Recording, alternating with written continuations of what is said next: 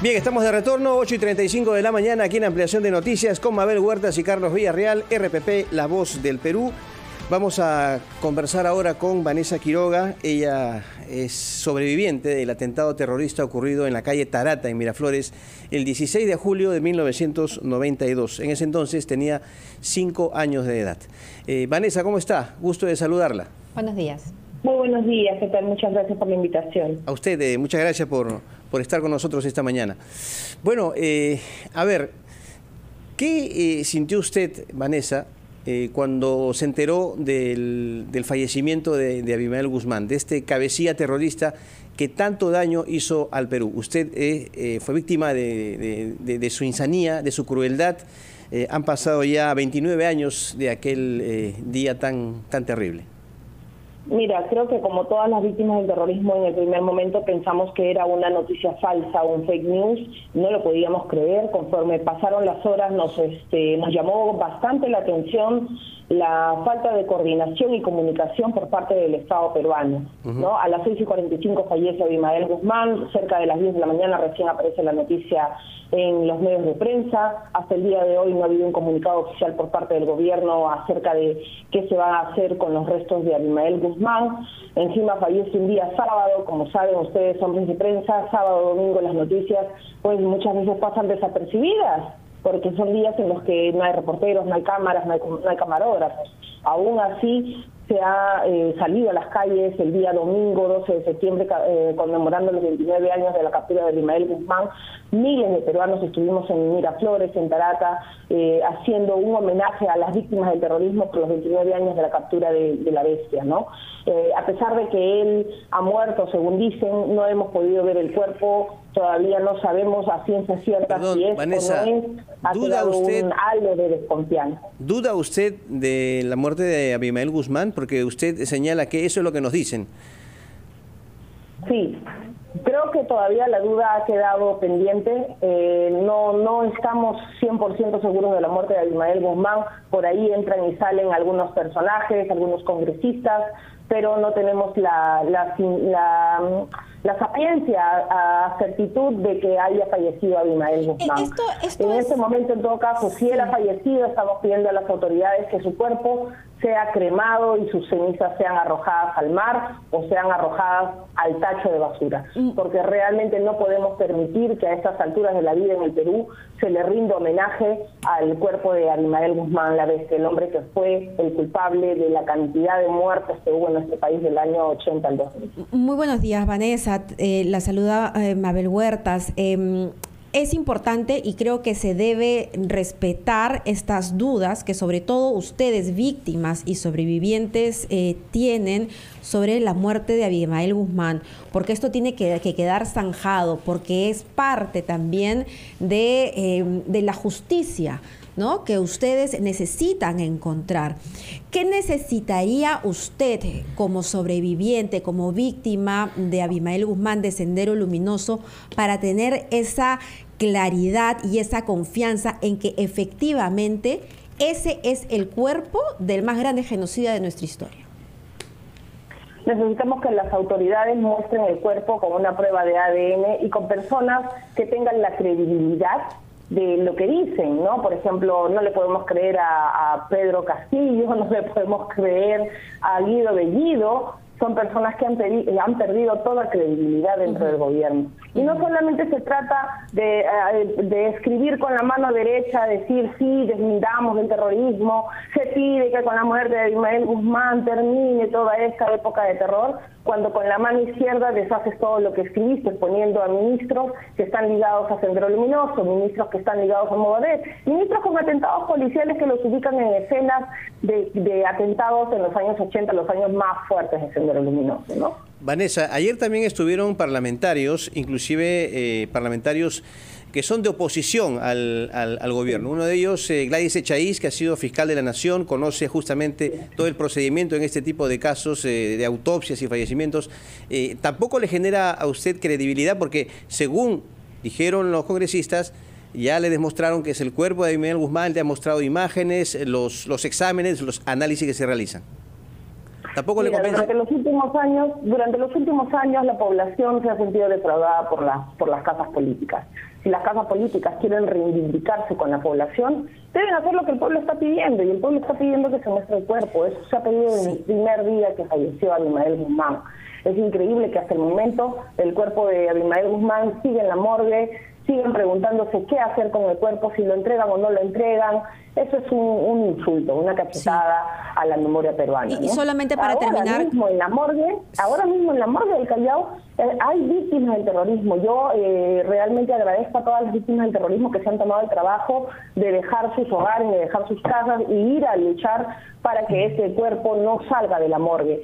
Realmente a mí me apena no poder acompañarlos hoy porque, bueno, yo tengo un trabajo de 9 a 5, no me puedo mover, pero estoy con ellos en mente y cuerpo, ¿no? Solo para terminar con este ángulo de la entrevista, nada le cuesta al Ejecutivo o al Congreso de la República determinar una comisión de gente proba, gente confiable, que pueda comunicarlo, porque creo que más allá de que si estas son teorías de la conspiración, de que si hay que confiar o no hay que confiar, las víctimas de Sendero Luminoso se lo merecen y tenemos que ponernos en sus zapatos. Ahora, Vanessa, me imagino, por lo que hemos escuchado entonces, las críticas contra la inacción del Ejecutivo, ¿qué te parece lo que ha dicho hace algunos instantes el premier Guido Bellido? Respecto a que ellos no pueden hacer absolutamente nada y que todo está en la cancha del Ministerio Público, que quienes son los que deben disponer o decidir cuál es el futuro del cadáver. Simplemente es un lavado de manos que se están haciendo, y hay que recordar que los anteriores tweets lo único que han demostrado es que ellos siguen justificando el accionar terrorista en nuestro país, y eso no podemos permitirlo. Yo quiero recordarle también a la población que, a pesar de que haya muerto Abimael Guzmán, su pensamiento ideológico que instauró en el Perú no ha muerto todavía, y es tarea de todos los peruanos exterminarlo. Es tarea del gobierno de turno no permitir que el pensamiento Gonzalo siga enseñándose en los colegios, porque aunque no lo crean, hoy día le preguntas a un joven de 20 años quién fue Abimael Guzmán, y una o no sabe y otra o te responde que fue un luchador social, un ideólogo, un revolucionario. Y te lo digo con conocimiento de causa. Yo he ido a colegios, institutos y universidades con el programa de Terrorismo Nunca Más del Congreso de la República, y he hecho la pregunta específicamente a los alumnos frente a sus profesores, que atónitos nos miraban y decían, ¿ahora dónde nos metemos? Vanessa, ¿por qué cree usted que esa situación persiste hasta hoy? O sea, ¿por qué cree que sigue vivo el pensamiento Gonzalo? ¿Qué es lo que tenemos que erradicar definitivamente, matar definitivamente de nuestro país, no? Efectivamente. Todos tenemos conocimiento con los colegios nacionales, tenemos a los profesores, y los profesores son del SUTEP, y ahora pues el CONARE SUTEP, que es otra facción un poco más radicalizada todavía. Creo que es momento de pensar qué está pasando en nuestros colegios. Es momento de darnos cuenta qué es lo que está pasando a nivel de Estado. El gobierno actualmente ha declarado en estado de emergencia el sector de educación. Y esto también da pie a que pueda haber un cambio en el sílabus. Cuidado con esos cambios que pueden estar perjudicando nuestra historia, tergiversando la historia que nos ha tocado vivir a todos los peruanos. Y no solamente hablamos de la imagen que se crea alrededor de Abimael Guzmán, sino que también estamos hablando de la tergiversación de la historia, donde le dicen a los jóvenes que fueron los policías y militares los que hicieron terrorismo de Estado. Por Dios, ¿en dónde está eso? Los policías y militares, sí, hubo muchos casos en los que se cometieron excesos, pero esos casos fueron identificados y hoy día están pagando sus penas. ¿O acaso no está el Grupo Colina enjuiciado y encarcelado? ¿O acaso no están ellos pagando sus delitos?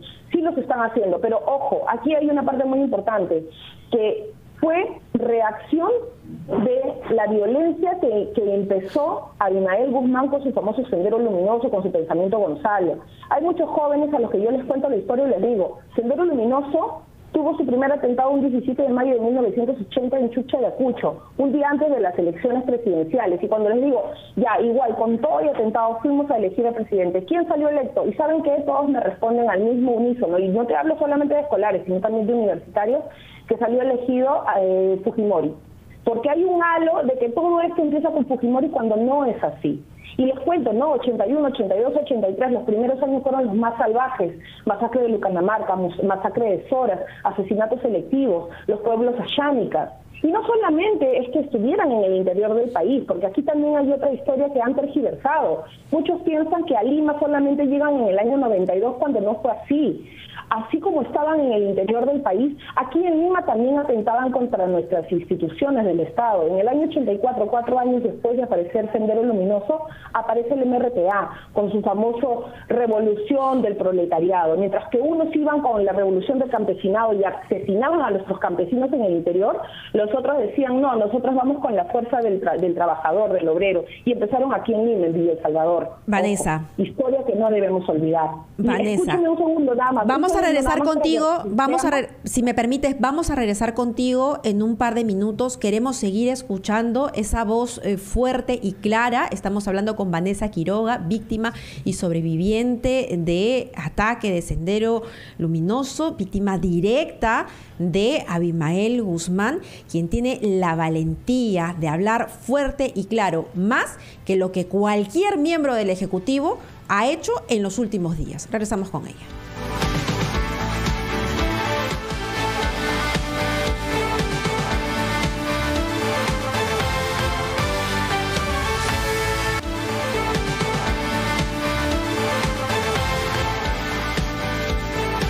Voces como las de Vanessa Quiroga necesitan ser escuchadas y con ella estamos hablando esta mañana. Ella es sobreviviente del atentado terrorista en Tarata el 16 de julio de 1992.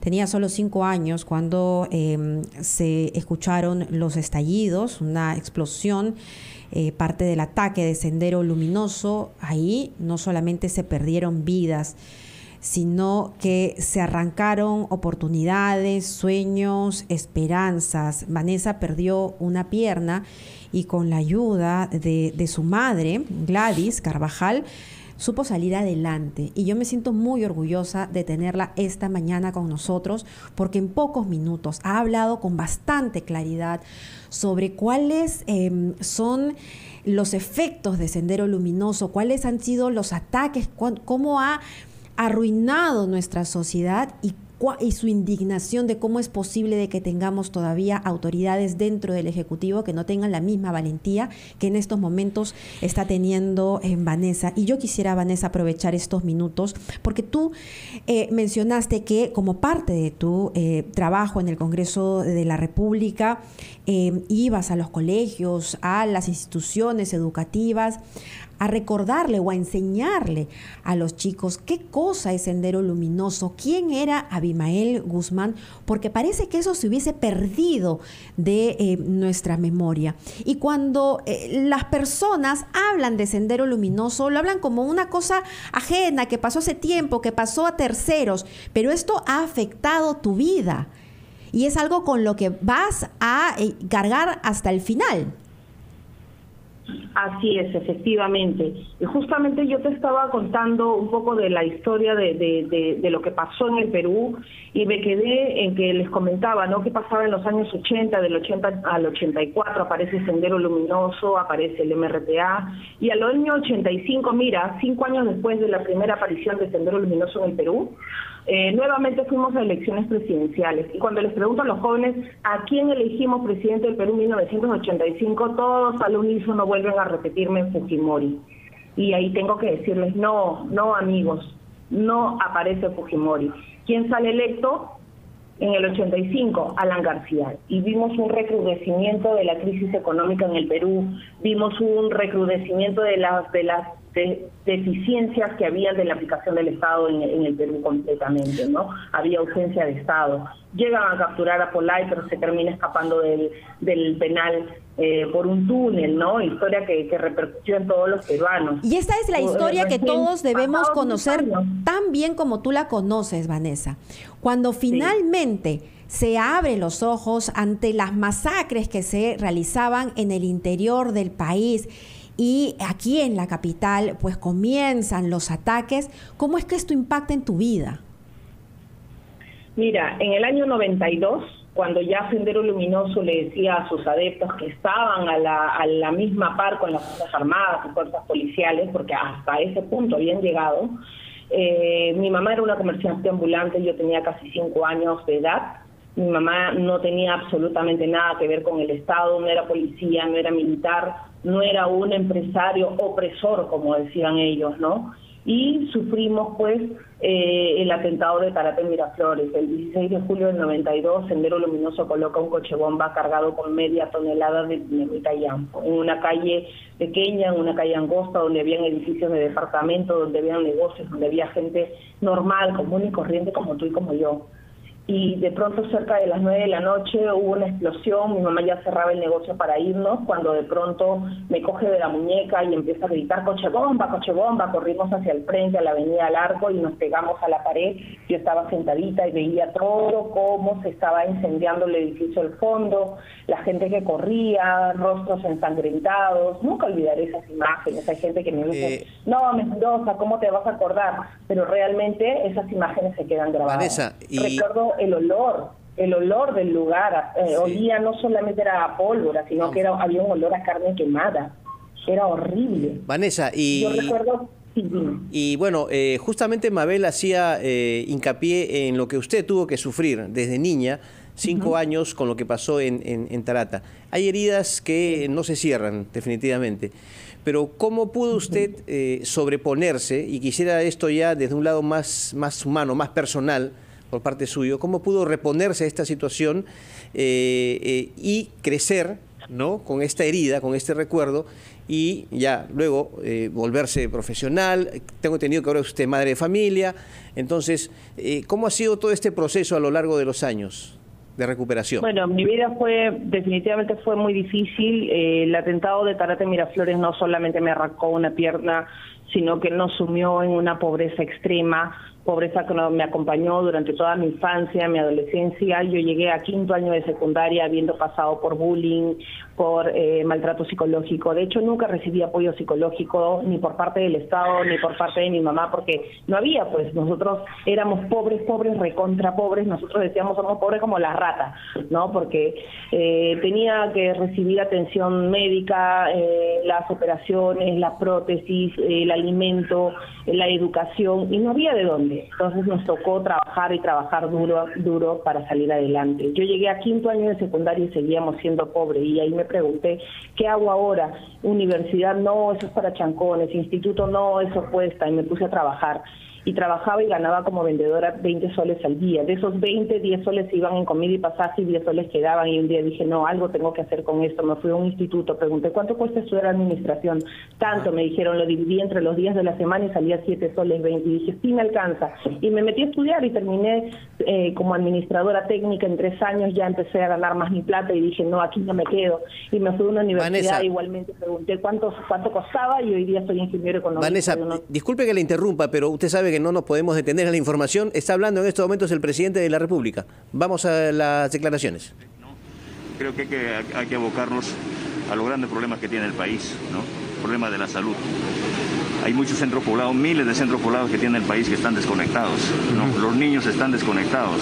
El problema no solamente de la salud, el problema que tenemos hoy en día, por ejemplo, los agricultores que están totalmente desprotegidos, ¿no? Cosas así, ¿no? Como usted en alguna parte hemos recorrido en algunas provincias, hemos estado ahí, usted también conoce cómo son las realidades del país. Yo creo que se tiene que resolver en la medida que vamos trabajando. Tía María y Conga, Roque Benavides ha pedido de que tía María y Conga vayan. Es importante. Bueno, como siempre, su posición como empresario, nosotros nos hemos ratificado y la decimos siempre, ¿no? De nosotros nuestra posición es muy clara, ya lo hemos dicho muchas veces. En Lima, Pedro, en el colegio de La Molina retornaron los alumnos a clases y había una contaminación. ¿Es un poquito de falta de responsabilidad de tu gobierno? No, para nada. Lo que nosotros hemos dicho siempre, coordinando siempre, a ver, la educación no solamente es responsabilidad del gobierno, es una tarea compartida, ¿no? Lo hemos debatido siempre. Y desde acá aprovecho esta oportunidad para decirles al pueblo peruano de que primero garanticemos la salud. El ministro de Salud está muy empeñado para que también ya a unos cuantos días también los jóvenes empiecen a vacunarse. Más allá tenemos que empezar también con los niños. Hacemos una convocatoria también a los maestros, ¿no? Para que la salud tenemos que ganar mucho más si se trata de nuestros... Con estas declaraciones hoy día, termino, con estas declaraciones, Pedro, con estas declaraciones que estás dando, terminas con el odio a la prensa que supuestamente le tienes. No la tengo odio a la prensa. yo no le tengo odio a nadie. ¿Podría responder nuestras preguntas?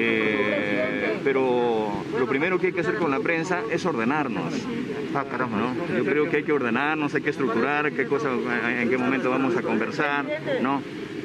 Yo sugiero a la prensa de que, bueno, vamos a conversar también en Lima en qué momento la vamos a hacer, pero respetuosamente también, ¿no? Presidente, ¿qué va a pasar con el resto de los temas? Sobre la No, esas fueron las palabras del presidente Pedro Castillo, que todavía se encuentra en Cajamarca y claramente contrastan con lo que la población, con lo que las víctimas de terrorismo necesitan escuchar. Le queremos agradecer muchísimo a Vanessa por estar con nosotros esta mañana aquí en Ampliación de Noticias. Vanessa Quiroga, sus palabras han sido realmente muy importantes y esta es solamente una vida que fue de las tantas, de las miles que fue impactada sobremanera por Sendero Luminoso y Abimael Guzmán. Muchísimas gracias, Vanessa, por recordarnos todos estos horrores y por escuchar esa voz, por permitirnos escuchar esa voz valiente, esas voces que hoy necesitamos de nuestras autoridades.